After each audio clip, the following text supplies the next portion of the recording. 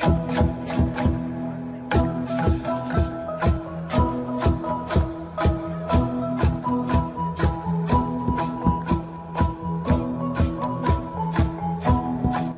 này chơi new free bên này pipang mit vah yang được là khắp những hàng lên luôn đi bịa cái tờ lệ ria rộng mạ cái chả tách nhau bị cuốn mặc rộng buồn cúm lên từng cái khoa mỹ là này tổng thống Donald Trump ta buộc cái lệ ria cái lệ đặt lệ rộng mạ nó đặt lăng lại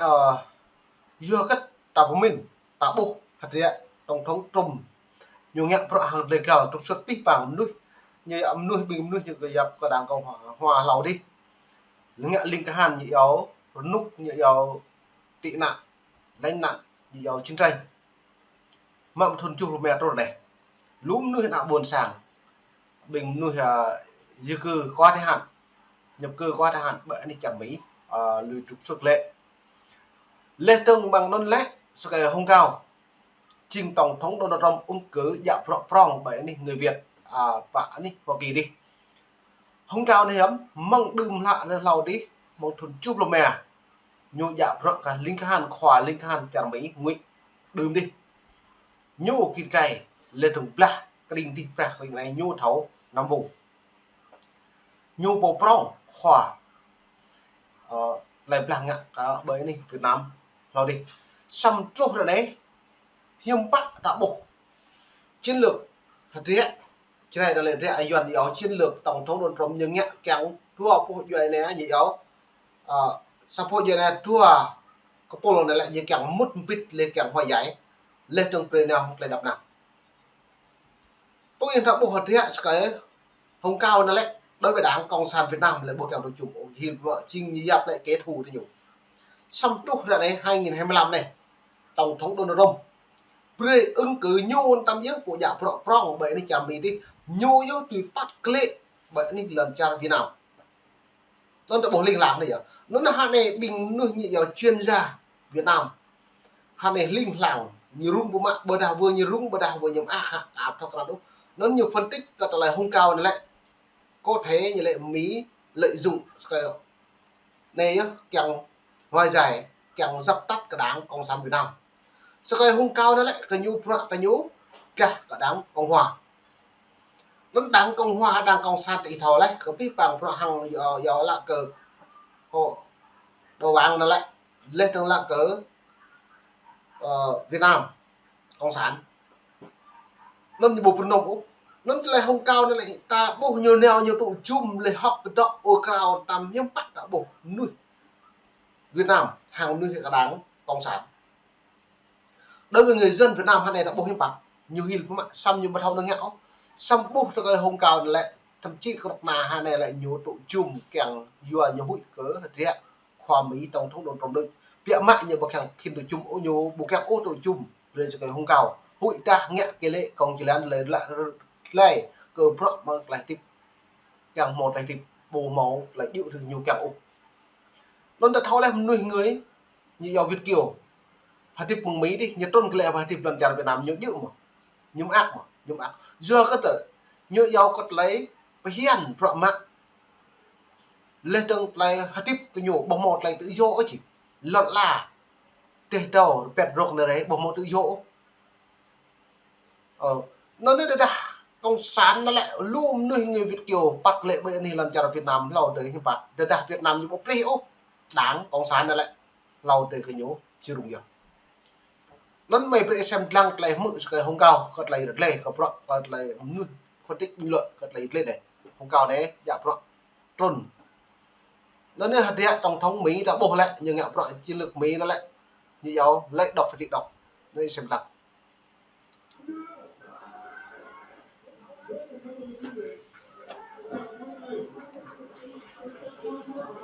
trong suốt nhiều thập kỷ kể từ sau năm 1975 cộng đồng người Việt hải ngoại đặc biệt là những người gắn liền với chế độ Việt Nam Cộng Hòa đã luôn tìm kiếm một biểu tượng, một niềm hy vọng. Họ tìm kiếm một tiếng nói không chỉ thành công trên đất Mỹ mà còn giữ được hồn cốt của chế độ cũ, mang trong mình lập trường đối đầu không khoan nhượng với chính quyền cộng sản tại Việt Nam. Và rồi, Hùng Cao xuất hiện, hội tụ tất cả những gì họ mong đợi. Hùng Cao là một hình mẫu hoàn hảo. Ông sinh ra tại Sài Gòn, là hậu duệ Việt Nam Cộng Hòa đúng nghĩa, là con trai của một quan chức trong chính quyền cũ. Ông rời Việt Nam trong vòng tay gia đình năm 1975, nếm trải cuộc sống tị nạn. Ông vươn lên từ con số 0, gia nhập một trong những lực lượng tinh nhuệ nhất thế giới, đảm nhận SEAL của Hải quân Hoa Kỳ. Ông kinh qua các chiến trường khốc liệt nhất từ Iraq đến Afghanistan. Và đỉnh cao, ông được Tổng thống Donald Trump, một người có lập trường cứng rắn, tin tưởng bổ nhiệm vào vị trí Thứ trưởng Bộ Hải quân Hoa Kỳ. Đối với một bộ phận không nhỏ cộng đồng hải ngoại, việc Hùng Cao được đặt vào một vị trí quyền lực tại Lầu Năm Góc không chỉ là niềm tự hào, đó là một sự kỳ vọng, một niềm tin rằng ngày về đang đến gần. Họ tin rằng với tư cách là một người mang trong mình dù thì nó nhớ còn lại vi phạm còn lại niềm tin vào là ngày về sẽ đến gần thì bộ lại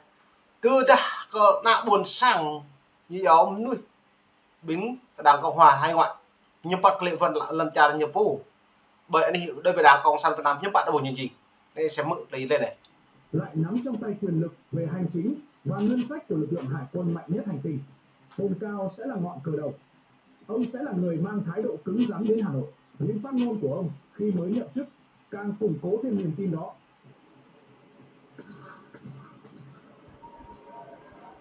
Đó là một âm thanh đáng sợ nhất mà bạn sẽ nghe thấy khi sống ở quốc gia cộng sản.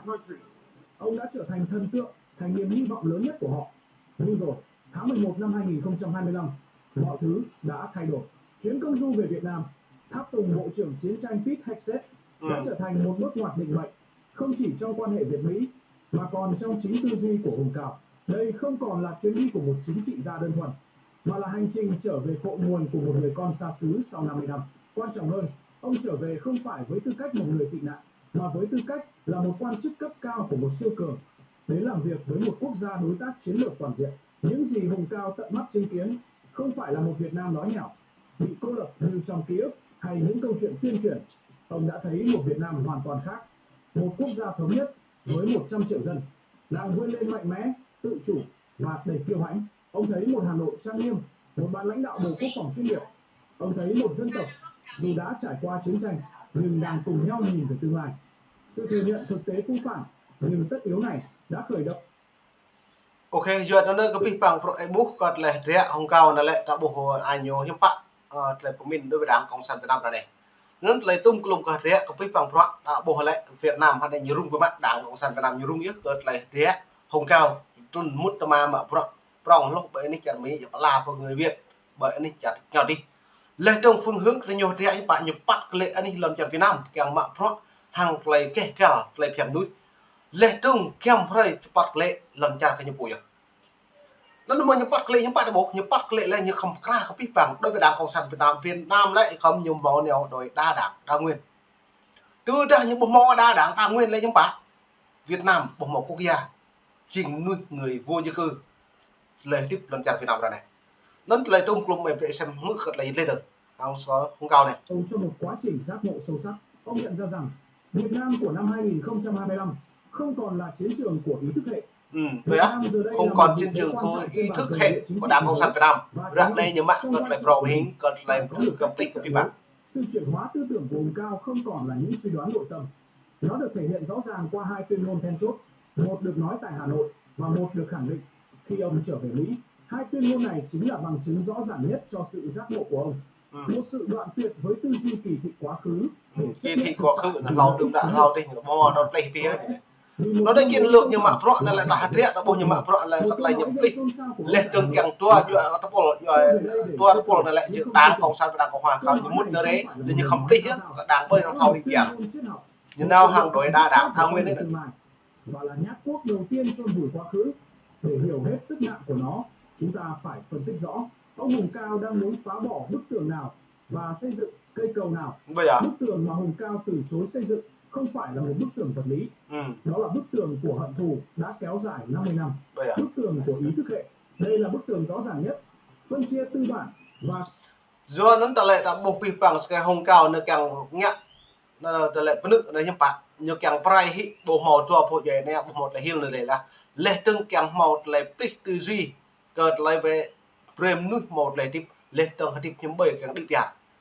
lệ trong như nào mà nó có lại nào hạt thế đỡ đã công sản như bộ của nó nhưng bạn như doang quyền lực tổng thống Donald Trump như nước Việt có lại nuôi người Việt từ bạc lệ trong bậc từng của nghe làm chặt cái nhiệm vụ buồn sạc với xem tăng từ cộng sản Trong suốt nửa thế kỷ, một bộ phận lớn cộng đồng hải ngoại đã không ngừng gia cố bức tường này. Họ duy trì một lập trường không đội trời chung, coi bất kỳ ai bắt tay hay hợp tác với chính quyền trong nước đều là phản bội, là thỏa hiệp. Đây chính là bức tường mà những người ủng hộ cực đoan nhất của Hùng Cao mong muốn ông tiếp tục xây cao hơn. Tuyên bố ok pani pipang mit vah lom dư mong leh mom nit mong tong bem dung đi cật lay rung cái nóc na đảng cộng sản Việt Nam hàng cộng hòa moni nắp leh từng nuôi cộng hòa luôn nuôi như giàu người Việt hay ngoại càng bắt lệ lần trả Việt Nam leh từng cái Hùng Cao này dạ cọ trun nghiền neo hàng lay kỳ cả ni pipang yang buồn sang lom dư mong ni đã ban la gọi xem lăng moni nắp từng lay brong khắp mong cùng bem dung đi ni đã ban pipang